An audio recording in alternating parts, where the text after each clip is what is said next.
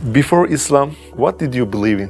What are the three biggest challenges you faced after converting to Islam? Aren't you afraid of going to jail? Some of my friends reject me because they don't understand I'm being a Muslim. They don't have belief because there's no hope. When they are filled of depression, no one help you. You can't find anyone rely on. I don't know. I will not answer.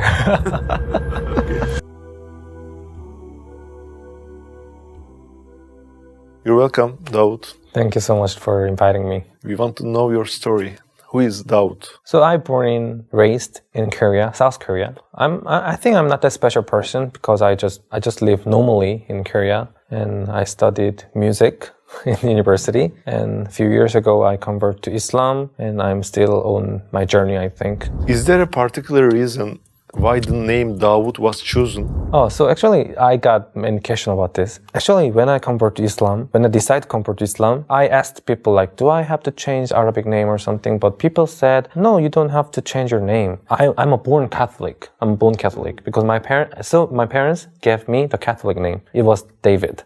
I changed the pronunciation, David to Dawood. David and Dawood is the same person. Yeah, right, the prophet. Are you planning to move to a Muslim country in the future? Yeah, I think so, because... What's the reason you don't feel comfortable in your country? I feel comfortable, but I think I should learn more. I think I'm still young, and I don't think I'm a good Muslim, really, because I have too many mistakes. Still, even after I become a Muslim, I still have a lot of mistakes. So I think I should learn more in Islamic atmosphere and more knowledgeable Muslim people. What would be the country?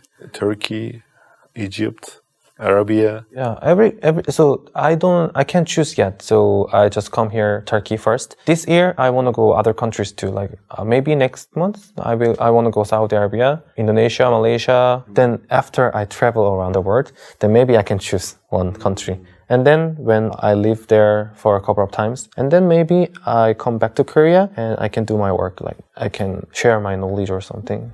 Before Islam, what did you believe in? I believe in God. I believe in God because I'm a born Catholic and my parents are Catholic and my whole family is Catholic. So were you going to church when you were a child? Yes, of course. When I was young, I go to church with my parents, and actually I don't have that much belief because I just it was natural way because everyone go church, so maybe I will go there and they give me the present and they give me the foods, so I really enjoy it. But actually I feel really happy with my family and my friends, but I think I don't feel that much belief in when I was young because maybe I don't have chance to think deeply about this. Why did you start questioning your beliefs? You were sitting, checking internet. What made you start?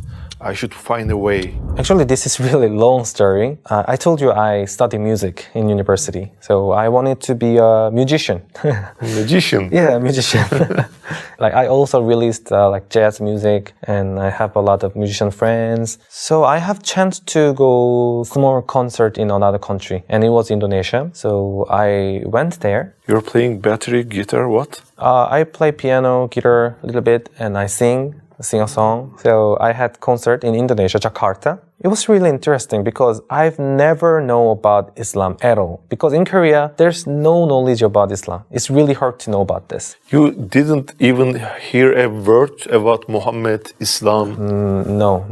But I only know about, I don't know, I can say this, but I only know about terrorists. Because in Korea, when I was young, there was a 911. And it was really big news in Korea, really big news. So I was also very shocked, and they talked about like Islam, blah blah blah. So I thought Islam is kind of some dangerous things at that time when I was young. But when I come to Indonesia, I saw many girls who wear scarf and the guys who have the beard and pray. So I was really curious why they're different. So I asked them, what is that? And they replied me, this is about Islam and this is about their belief. And actually they were really kind and really, they have a lot of hospitality for me. They always, can I help you? I want to help you. I want to deserve you. I want to give you this. I want to give you a present. So when I was young, I thought like Islam is dangerous thing. But when I come to Indonesia, people were so different. So different.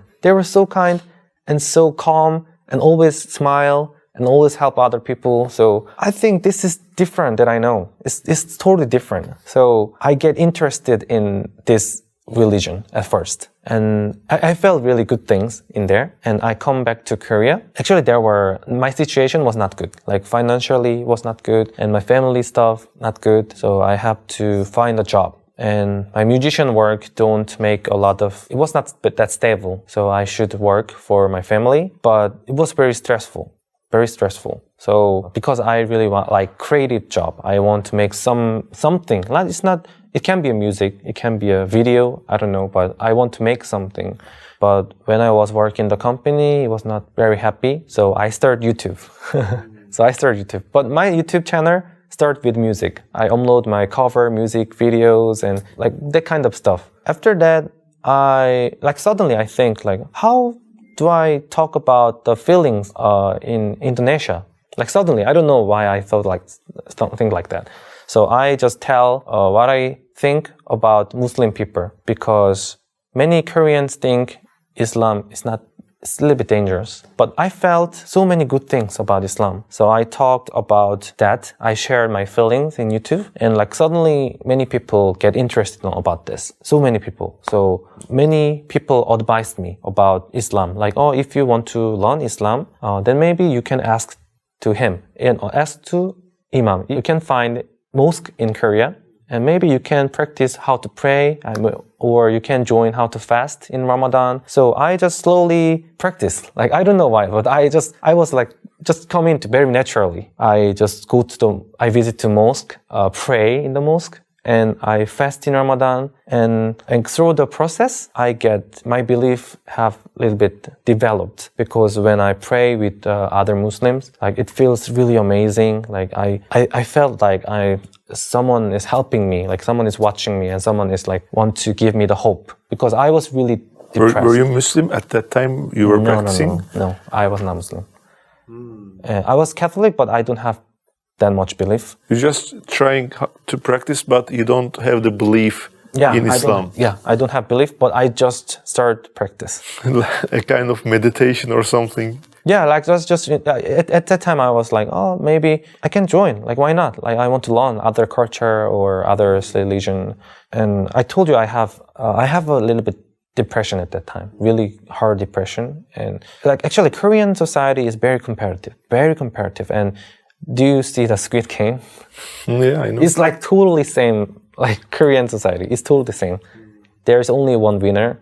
And if you don't win, everyone is loser. And you think you're fail, you're a loser. So I also thought like, oh, why my life is like that? Why I'm not successful? But when I practice Islam at that time, I felt like really different. I felt like I find something I was lost because I always thought about that where I'm from. Like the school teach me every knowledge about the science, maths, but they don't teach me why I'm from and who am I and where I'm going.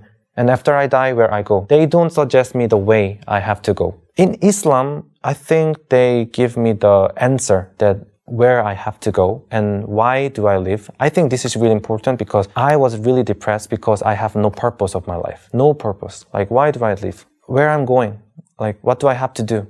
I really have no answer. But when I practice Islam and when I'm with Muslim friends, Muslim people, and when I pray, like, Islam guide me. Islam answered me about the question, like, your purpose of life is to obey Allah, because the God created us, everything. In Ramadan, I realized that about the gratitude, about the food, about the water, and about my life, about my friends, about my family, about the earth, everything. So after I realized that, I felt like gratitude to our Creator. So at the first time I fast in Ramadan, it was like 3 years ago. You were not Muslim then? I was not Muslim. But I have belief. I do believe in God. Because I'm in this world and only God teach me and guide me where I have to go. And only God teach me like the purpose of the life and how to make happy your life. So how did you give the Shahada? Yeah, it was like 2 years ago, I think. Actually, I have the belief. After the Ramadan, I do have belief. I do believe in God. But I didn't think about the Shahada because I thought even if I have belief, I can't be Muslim because I live in Korea, I'm Korean, the lifestyle is so different. I think it's not easy. You were the only Muslim in your culture? Not only Muslim, but there are a few, but not many. But at that time, like some Korean Muslim messaged me. His name is Karam Kim-Won-soo. He studied in Medina right now. He graduated in university in Medina. Study about the Quran, Dawah, and everything. He's really knowledgeable Muslim guy. So he messaged me, I want to help you. So I met him. I asked him about this question. Like I have belief, but I'm not sure. I'm not sure I can be Muslim or not. And he answered me. He understand about that. Like nobody is perfect. Nobody's perfect. And even if you be a Muslim, it's not easy to have a perfect Muslim life. But if you don't be a Muslim, then you can be any benefits from this, and anything. But even if you do Shahada, and if you be a Muslim, and after that, you can change yourself slow, step by step. And then God will reward you more and more. Because Allah subhanahu wa ta'ala, our God is merciful and forgiveness, and He's the greatest.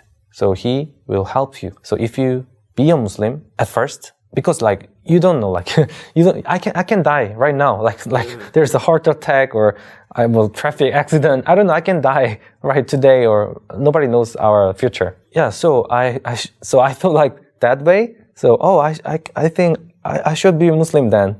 So I went to the. You didn't tell your parents anything. At first, I didn't tell. Okay. So you went to masjid. Yeah. So I went to masjid in Itaewon. And I do Shahada in there. How was the feeling? How was the atmosphere? The guys around you?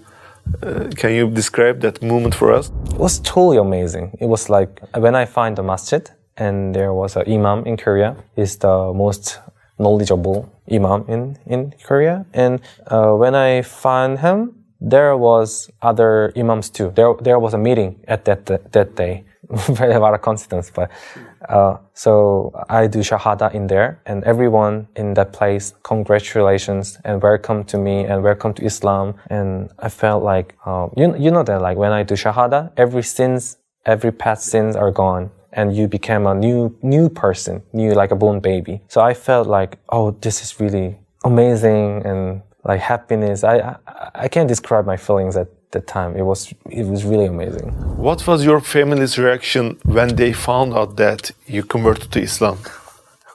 Actually, I filmed it. There's a video. Okay. So when because I do YouTube, so I can't hide it because my family also watch my YouTube. So when I talked to my mom, she was so shocked. She was so shocked, and she said like, how can you do that? And she even talked to me like, are you going to be a terrorist? Because I understand, because in Korea, because of the image, like always the Western media show the negative things about Islam. It's because of media. So she was really worried a lot, but I tried my best to explain well about this. Islam is not dangerous, and this is my belief, and I still love my family, and nothing changed. It's just about my belief. She was really worried about that, but she also watched my YouTube video. So she watched many good Muslims, kind Muslims who helped me and who explain about Islam. So she also started to understand about this. Like she have a lot of knowledge about Islam right now because she watched my video. She doesn't accept Islam, not yet, inshallah. Inshallah, brothers can pray for this. Yeah, but she understand and respect and support me. So now. What about other members of your family? They are also surprised at first time, and one of my aunt still messaged me like, "Can you change your religion again?" but they're surprised, but they support me. They are no problem. Has anyone from your family or close circle accepted Islam because of you? There is, and also my subscribers sometimes message me like, I saw your video and I want to learn about Islam. I want to be a Muslim. How can I do that? So I message them like, oh, I will give you the information, the website and the imam's number and where is the mosque in Korea. So some of my subscribers, Korean subscribers, become a Muslim through my video. So alhamdulillah, I'm so glad. I'm really happy about that. What are the 3 biggest challenges you faced after converting to Islam? At first, when I convert to Islam, some of my friends reject me because they don't understand I'm being a Muslim. Like my kids also once rejected from the kindergarten. So I think in Korea, they're not very open-minded to other religion. I think I'm not a good Muslim, but sometimes people judge about me a lot. Like, you are Muslim, then why you do that? Why you do that? Why you do that? This is haram, this is haram. But I know, and I know I'm not perfect, I do mistakes. So I think I should try more to repent and try to more close to Allah and try to learn more. I think it's a long journey because I just come into Islam and I have to be more close to God. So I think if I have that attitude, mind, then Allah will help me. I always believe that Allah's help, inshallah. You have a big advantage, brother. Because, for example, I get into adolescence, for example, 15 years when I was 15. So I may have so many sins until this age, but your exams started 3 years ago. So you have a lot of advantage compared to the guy who says, this is haram, how can you do that? Alhamdulillah. We are aware of the great work you have done to defend Islam in Korea. Aren't you afraid of going to jail? It should be. I'm from South Korea, so it's okay. It's not North Korea. We have freedom of religion, and we can talk anything we want. We can tell anything. I also defend a lot of things to defend Islam because, like a few months ago in Daegu, the city of Korea, there is a construction of mosque in there, but the residents offended, so it was stopped. So, like a few months ago, I went there. I helped them protest and work with them to help their construction of the mosque. Yeah, it can be a problem for me. I don't care. I don't care that much. Like, there's a freedom in Korea, freedom religion in Korea. So I can say what I want. So if there is a disadvantage about this, yeah, I accept it. After becoming Muslim, did you ever eat pork by mistake? I think so, because in Korea, everything is pork-based, really pork-based. For example, when I go to a restaurant, I always ask them, is there a pork? Usually they say, oh, there's a pork, or sometimes they say, there's no pork. So when they say there's no pork, I eat, but I feel a little bit different. So I ask them, like, isn't this like pork-based? Like the soup is pork-based? They say, yes. And I said, you said there's no pork. And they said, there's no pork. It's just a soup. So like they don't have that knowledge about like halal food exactly. So it's not easy in Korea. Imagine that you are sitting in a park. A young Korean man comes to you and says that he knows you and asks you to tell him about your religion. You have just 1 minute. What would you say to him? I think I have to explain about the purpose of life. Korean society is too competitive, and many people don't have the purpose of life, so they get depression easily. I have to explain them. Your purpose of life is obeying God, to serve God, and you can find the forever happiness in there. So you found the peace in Islam. Yeah, you can find the peace and happiness. What impressed you the most about our Prophet ﷺ? His characteristics, his way of living, or a memory from our Prophet's life? What is the most impressive thing you think?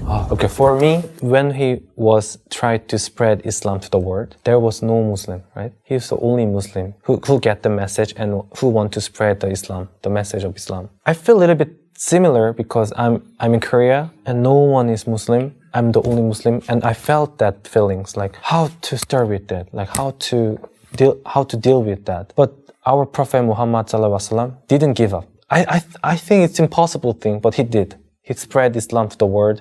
And now he started with in the Mecca, Medina. But now, see, like far from place, like in Indonesia, Malaysia, in the west of Africa, everyone believes in Islam. And even in South Korea, I believe in Islam. I think this is the amazing thing. And the Islam is the most fastest growing up religion in the world. So I'm really impressed that his personality and his action, his everything. But I really impressed that he did spread Islam when nobody believes Islam. What do you think is the biggest lie and the biggest truth in this world? I think the biggest lie is you can't do it. You can't do it. You can't. I think this is lie. Because in Korea, I told you, Korea is very comparative society. So if you're not successful or something, many people say to you, you can't do it. But it's not like, I can do everything. I can do everything what I want. And it depends on belief. If I do believe in God, and if I do believe the help of God, and if I believe the plan of God, I can do it. I can try because I have strong motivation. Even if you can't reach the goals, maybe. But if you do it with the strong motivation, with your belief, then you can do something, even if you can't reach the goal. So I think that's it. That's what I think. And the biggest truth is also... You can do it. Yes, same. That's what I want to say. You can do it. Like, I believe in the mercy of God, the help of God, the plan of God. So I can do it. What is your biggest dream in this life? I want to be a good person, good Muslim before I die. I think it's not easy thing. Purpose of life is obey our God. Our journey is to go to the Jannah. I want to learn more, practice more, and I want to do something for Koreans too. Korean culture is a lot of anger and depression, and I think one of the biggest reason is they don't have belief. They don't have belief because there's no hope. When they are filled of depression, no one help you. You can't find anyone rely on. The suicide rate is the highest. Korea is the highest suicide level. For example, I'm Muslim. If there's a good thing, I gratitude. This is because of God. So I gratitude. And if there's a bad thing, I also can think this is just plan of God. This is just trial. I can overcome it. If you don't believe God, if you're atheist, if you don't believe anything, then there is a good thing. You think, oh, I'm successful because of me. So they can be really arrogant. And if there's a hard thing, they think like, oh, why world is like this? They blame themselves. And they get the depression. And their depression is high, then they suicide or something. I think in Korean society, really they need the belief, I think. Imagine that you're a contestant in Squid Game and you have to deceive or lie to someone to avoid getting killed. What would you do? I don't want to die. I don't want to lie. I don't know. You have the right to not answer this question. Yeah, I don't know. I will not answer. Okay. Thanks for being with us. It was a great pleasure. Thanks for inviting me. Yeah.